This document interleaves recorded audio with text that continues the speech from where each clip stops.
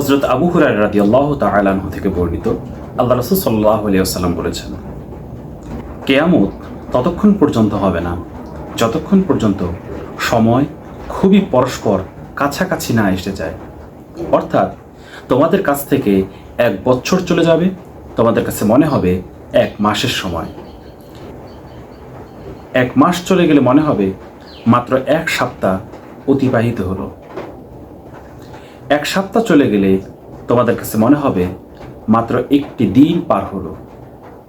1টি দিন পার হলে তোমাদের কাছে সেটি মনে হবে মাত্র 1টি ঘন্টা অতিবাহিত হলো।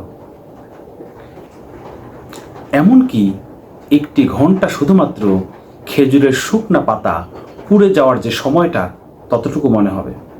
অর্থাৎ কিয়ামতের পূর্ব মুহূর্তে সময়ের বরকত কমে যাবে। সুতরাং আসুন আমরা কিয়ামত সম্পর্কে আরও সচেতন হই, আরও পড়াশোনা করি, আরও জানার চেষ্টা করি। সে পর্যন্ত ভালো থাকবেন, সুস্থ থাকবেন। আসসালামু আলাইকুম।